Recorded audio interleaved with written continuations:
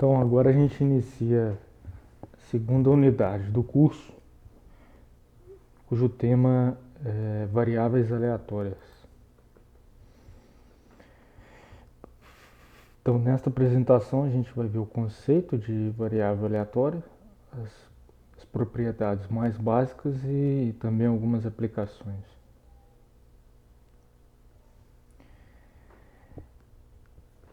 Então vamos começar imaginando um exemplo bem simples. Imagine que você é convidado para participar de um jogo de azar. E o jogo consiste no seguinte: você paga R$ 1, joga o dado uma vez e recebe o valor do resultado. Ou seja, se sair a face número 6, você ganha R$ 6. Se sair a face número 1, você ganha R$ 1. Você aceitaria participar? Nesse caso, seria vantajoso participar, né? Porque o pior cenário seria sair a face 1. Então a gente ganharia 1. Com R$ 1 que a gente pagou, o saldo seria 0. Então, na pior das hipóteses, a gente não ganha nada.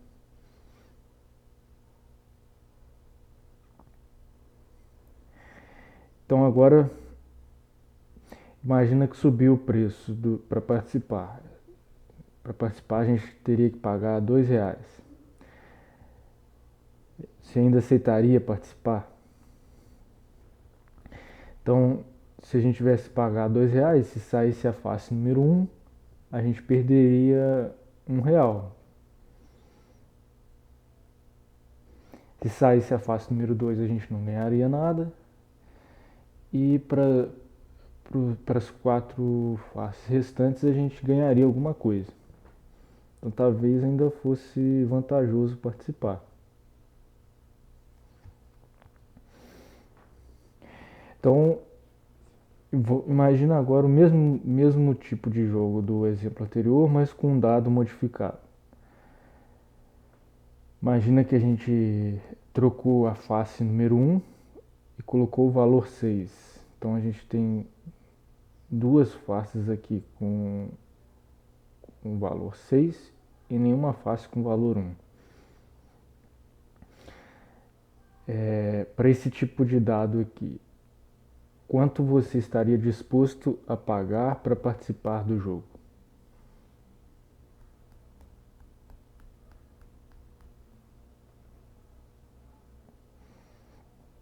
Então, claro que a visão mais conservadora seria você falar, o máximo que sai é 2, então o máximo que eu aceito pagar é R$ 2, para não perder nada. Mas como são 6 faces, né? E, bom, só teria aqui uma chance de sair uma face em que a gente não ganha nada, talvez fosse vantajoso apostar um pouco mais, né? Como é que a gente poderia medir esse valor que a gente estaria disposto a pagar? Então, que tipo de conta a gente faz para determinar esse valor? Então, esse valor vai depender tanto do que a gente ganha com cada face, quanto o número de faces aqui.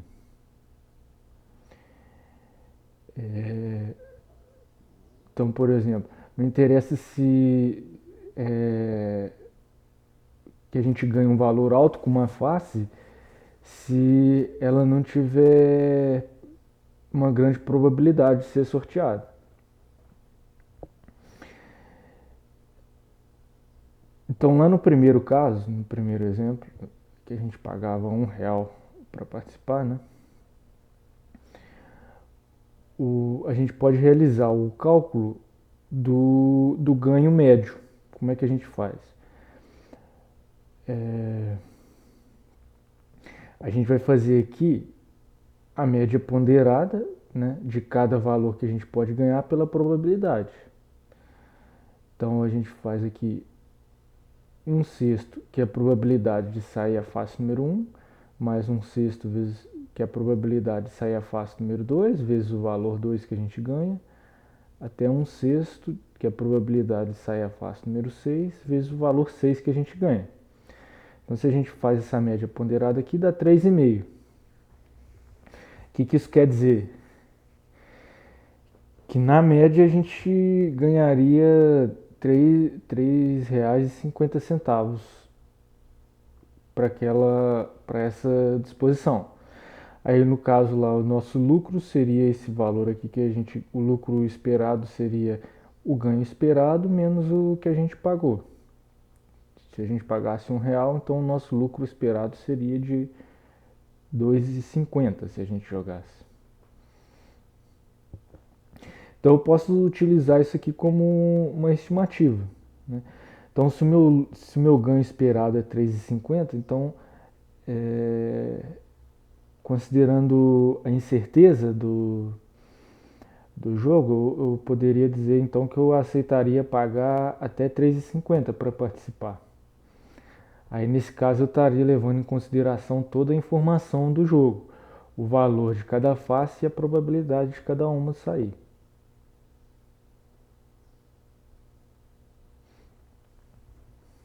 Então, por que nesse caso a gente consegue fazer esse tipo de cálculo?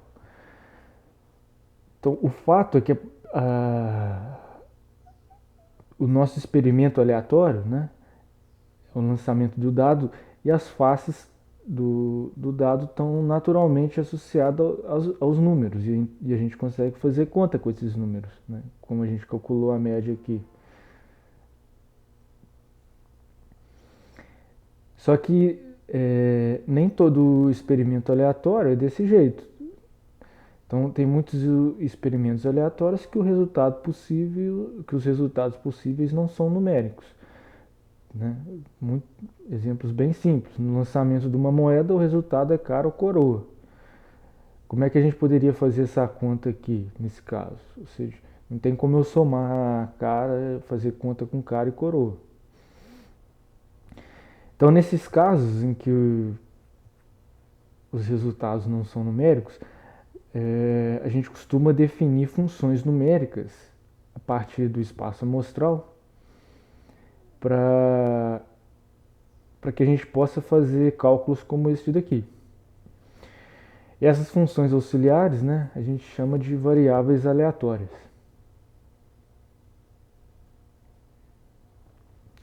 Então a gente poderia pensar aqui no gráfico da função de probabilidade lá no primeiro exemplo. Então tinha 6 faces, né?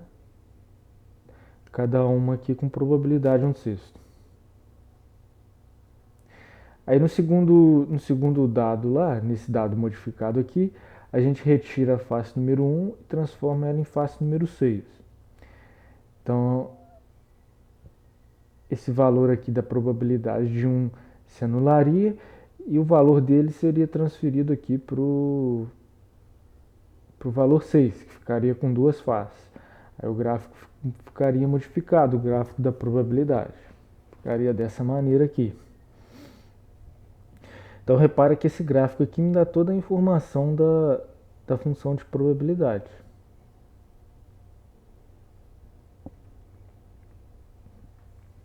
Então vamos tentar ver agora como a gente pode definir uma variável aleatória para auxiliar a gente a entender o experimento aleatório.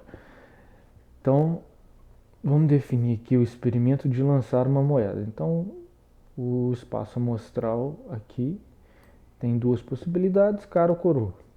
Vamos considerar que a probabilidade de cada um é meio. Então, uma maneira possível da gente definir uma variável aleatória nesse caso é definir uma função aqui do espaço amostral no conjunto dos reais. E nesse caso, a gente vai escolher arbitrariamente aqui que ele vai associar ao evento cara o número 1 e ao evento coroa o número -1. Então, Como a gente tem uma probabilidade definida aqui no espaço amostral, essa função x vai herdar essa função de probabilidade.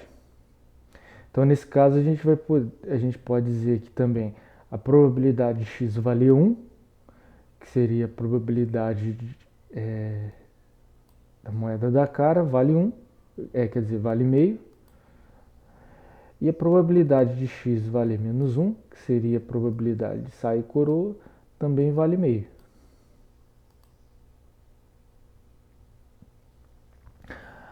Aí nesse caso a gente consegue calcular o valor, a média, né, da variável x. Né? Seria cada valor que pode sair, né, 1 e menos 1, multiplicado aqui pela probabilidade correspondente. Nesse caso o valor esperado seria zero, a média seria zero. A gente poderia definir outras variáveis aleatórias aqui, cada uma e cada uma teria um valor esperado diferente.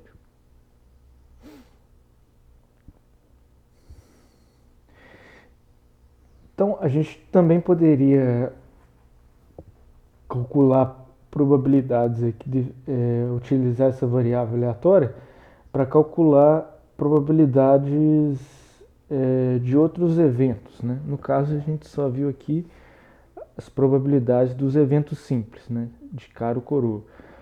Mas também poderia calcular a probabilidade de x valer menos 1 ou 1. Isso significa que seria a probabilidade de sair cara ou coroa, que é 1.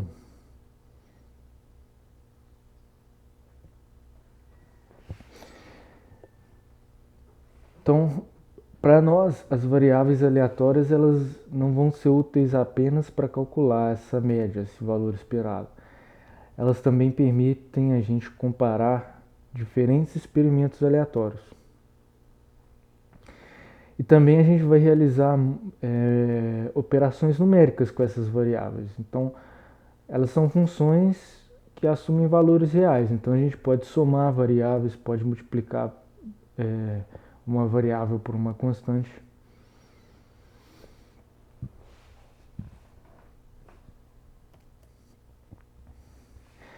Então, como eu tinha dito lá sobre o primeiro exemplo, a gente chama de função de probabilidade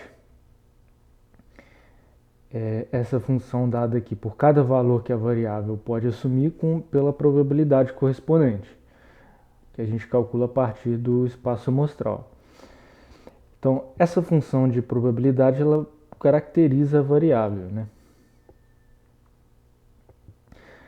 E a gente pode ter várias disposições aqui para essa função. Então, nesse caso aqui, para esse gráfico aqui que eu coloquei, ele estaria indicando aqui que para os menores valores seriam mais prováveis do que os valores maiores. Poderíamos ter o contrário também, né? Os valores maiores sendo mais prováveis que os valores menores.